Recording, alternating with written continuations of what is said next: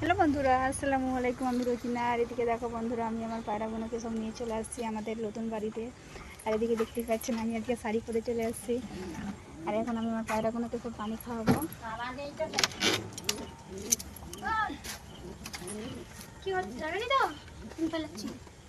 খুব পেঁয়াজ পেয়েছে আমার পায়রাগুলো, এখন সব পানি খাচ্ছে।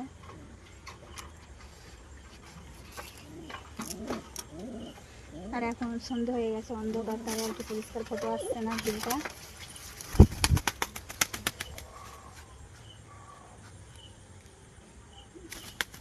চলো এখন আমি আমার পায়রাগুলোকে পানি খাইয়ে দিই। আবার নেক্সট ভিডিও তোমাদের সাথে দেখা হচ্ছে। টাটা।